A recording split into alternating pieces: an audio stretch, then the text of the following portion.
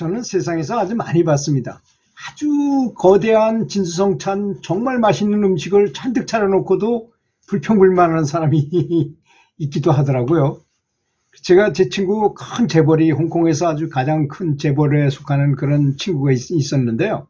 그 친구를 따라서 이제 그 안과 비슷한데 우리는 보통 사람들은 가지 못하는 그런 곳을 대방동 어디 부근에 이렇게 간 적이 있었는데요. 식사를 하는데 그 재벌들이 밥을 너무 조금 먹는가 봐요. 반찬도 조금씩 담겨져 있는데 우리는 그걸 먹고 도저히 배가 고파가지고 다시 또 밥을 먹었던 기억이 납니다. 그렇게 이제 진수성찬을 많이 먹어본 사람들은 그것이 너무 먹어서 병이 된다는 걸 너무나 잘 알고 소식을 하려고 엄청 노력하더라고요. 그래서 심지어는 어떤 사람은 고기는 먹고 싶은데 고기를 씹어서 맛만 보고 뱉는 사람이 있더라고요. 그런 사람도 봤습니다.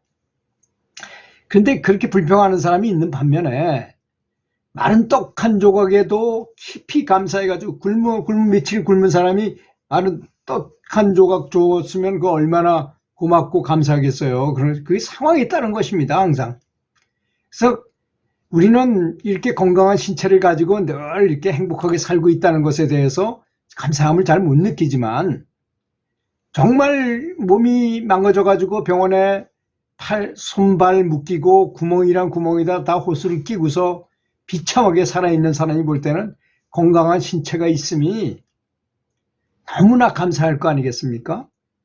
그래서 그런 환경에 원망하는 사람도 있을 것이고 두 팔과 두 다리 마저도 없는데도 불구하고 감사하는 사람도 있게 마련인 것입니다. 하나를 잃어버린 것에 분을 참지 못하고 억울해하는 사람이 있고 둘을 잃어버리고도 오히려 감사하는 사람도 있습니다. 참 생각이라는 게 참 무서운 거죠. 그러니까 저는 늘 말씀이지만 나는 자연인이다라는 프로를 자주 보는데요. 거기 보면 그 IMF가 터져가지고 잘 나가던 사업이 한순간에 폭삭망해가지고 빚은 잔뜩 졌죠. 뭐 죽고 싶어 자살하고자 했는데도 그것도 뜻대로 안 되고 뭐 이래가지고 에휴 더러운 놈의 세상이 여기서 있어서 뭐 하겠냐 해서 산속으로 들어갔어요. 산에서는 자연스러움이라는 곳에 들어가서 아무 근심과 걱정이 있을 수가 없잖아요. 쌀만 한 말 가지고 가면 한 달 살 수 있을 정도로 뭐 쌀 한 말 사는데 돈이 얼마 들어가겠습니까? 그 정도만 벌이만 되면 되는 거니까. 그래서 그 사람이 산에 들어가서 뭐 초가집을 하나 얻어가지고 그걸 수리해가지고 거기서 불 떼면서 요새같이 축축하고 을씨년스러운 날씨에도 따끈따끈하게 불을 떼고 그 불 때는 그 아궁이 앞에 앉아가지고 참 원적외선을 쏘면서 이렇게 있으면 얼마나 행복하겠습니까? 사실 그 옛날에 본인이 그렇게 마음 아파하고 괴로워하고 돈에 미쳐가지고 전혀 이런 삶에 대한 생각도 하지 못하던 사람이 그런 삶을 이렇게 만나면서 너무나 행복감을 느낄 것입니다. 사소한 일에도 사소하고 작은 일에도 자주 짜증을 내는 사람이 또 있는 법이고 그렇잖아요. 참 그게 참 묘한 겁니다. 뭐 화를 내면 안 된다, 탐욕을 가지면 집착을 하면 안 된다고 그렇게 말로 이론적으로는 다른 사람도 가르치면서 하는 사람이 정작 자기 남편이나 자기 부인이 어떤 사소한 행동을 했을 때 짜증을 나도 모르게 낸다는 것이죠. 또 자식이 어떤 잘못을 했을 때 그냥 아마 다른 사람한테 그렇게 얘기하면 그게 얼마나 큰 독인지 알면서도 자기가 당하면 그게 큰 독으로 들어와서 내가 큰 타격을 입는 거를 알면서도 불구하고 분을 참지 못해서 나온다는 것입니다. 그것이 어디에서 나오겠습니까? 다 마음가짐에서 나오는 거 아니겠습니까? 만약에 어떤 사람이 명상을 하거나 연부를 하거나 참선을 많이 해가지고 높은 경지에 올라가는 줄 알았는데 자주 화내고 자주 짜증을 낸다. 그 사람이 어떻게 높은 경지에 있는 사람이겠습니까? 그렇지 않습니까? 그건 100% 맞는 거 아니겠습니까? 그러면 아마 그 사람이 경지는 높을지 모르지만 불행한 성인에 불과할 것입니다. 불행한 성인이 돼서 뭐 하겠습니까? 행복한 거지가 낫지요, 오히려. 행복한다는 것이 그만큼 중요하다는 것입니다. 우리는 돈을 벌려고는 열심히 하지만 행복하려고는 별로 노력을 안 해요. 우리가 명상을 하거나 기도를 하거나 연부를 하거나 참선을 하는 모든 이런 행위들도 다, 종교적인 어떤 성스러운 행위들도 다 행복하기 위함이라는 것에 근본이 깔려 있어야 되고 기초가 탄탄해야 된다는 것입니다.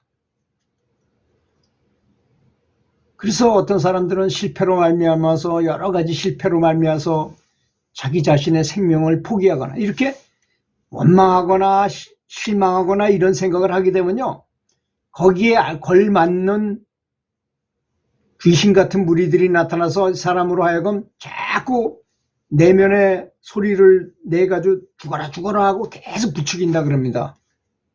그래서 그걸 없애는 정말 긍정적이고 바람직한 성인의 말씀이나 또는 바람직한 만트라나 연불이나 이런 걸 계속해야 되는 법인 것입니다. 그러면서도 즐겁게 살라고 본인이 노력을 해야 된다는 것이죠. 감사한 마음을 키우고 기르고 노력해야 된다는 거지 저절로 누가 주는 건 아니라는 거죠. 이제 어떤 경우에 이런 경우가 있을 수 있어요. 어떤 사람이 아주 수행을 열심히 하면서 항상 평화, 사랑만, 또 감사한 마음만 계속 만트라로 부르고 외우고 하던 데를 그 사람, 어떤 사람이 거길 들어가면 갑자기 기분이 좋아져요.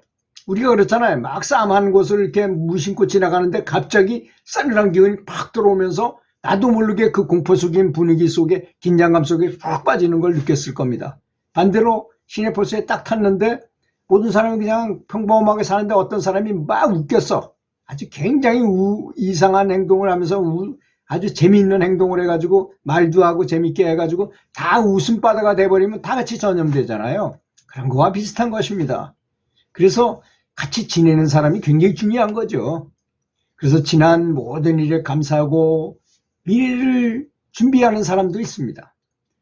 미래를 준비하는 사람이 누군지 아세요? 감사하는 사람입니다. 감사하면 미래가, 감사한 것들이 다 나타나게 돼 있어요. 여러분들 그런 거 아시죠? 이제 탁구 칠 때 상대방이 써보는 거를 잘 받으려고 노력하고 있을 때는 오히려 잘 안 되는데, 상대방이 써보는 게 네트를 맞아서 어떻게 잘못 들어왔을 때 딱 아무 생각 없이 딱 치면 멋지게 들어가는 경우 있잖아요. 왜 그럴까요? 그건 아무 부담 없이 쳤기 때문에 그런 거잖아요. 마음의 부담이라는 게 사람을 죽이고 살리고 하는 것입니다. 그러고 보면. 그래서 골프 칠 때 보면 다른 사람들이 다 오비가 나가지고 다 공을 나만 따박따박 치면 되는데도 나도 오비가 나요. 욕심을 가지고 하다 보면. 난 아주 요럴 때 내가 아주 많이 점수를 내야 되겠다고 생각하기 때문이죠. 모든 게 욕심에서 비롯되는 것입니다.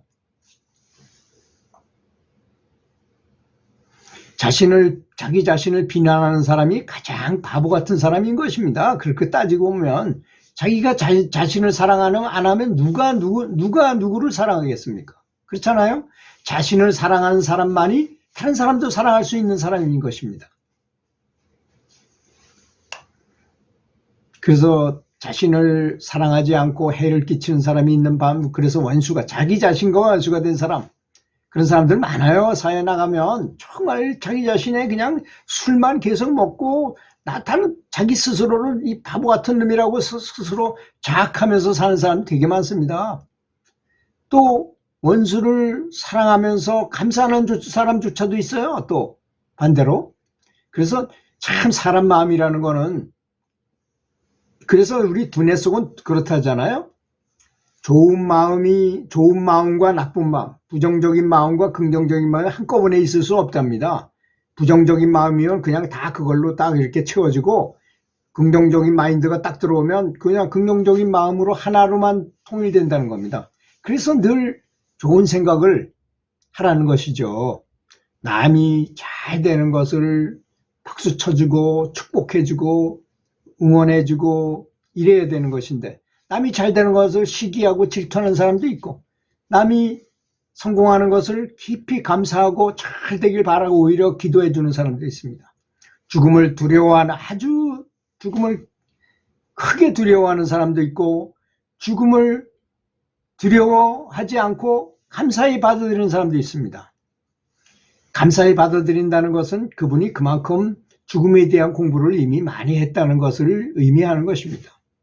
혹자들의 말씀을 들어보면, 임사체험자들의 얘기를 들어보면 영혼이 빠져나가니까 너무너무 평화롭고 오히려 자유스럽다라는 것입니다.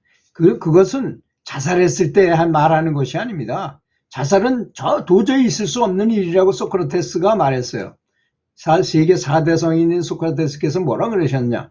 애완견을 키워봐라 이거야. 애완견이 아무리 힘들다고 스스로 자살하는 경우가 있느냐 이거죠. 애완견은 아무리 힘들어도 자살하는 경우가 없다는 거죠. 근데 사람은 자살하는 거예요. 그러니까 자살이 아주 너무 나쁘다는 그런 표현을 하신 거죠. 그래서 죽음을 감사히 받아들일 수 있게 되려면 영적으로 성장하고 항상 감사하고 기뻐하고 이런 사람에게는 정말로 영혼이 몸에서 빠져나가는 그 순간이 오더라도 아픔을 느끼지도 않고 천국으로 바로 간다는 것을, 그래서 사람들이 수행을 열심히 하라, 예수님께서도 그렇게 말씀하시고 부처님께서도 그렇게 강조해서 많이 말씀하신 것 아니겠습니까? 들어주셔서 감사합니다.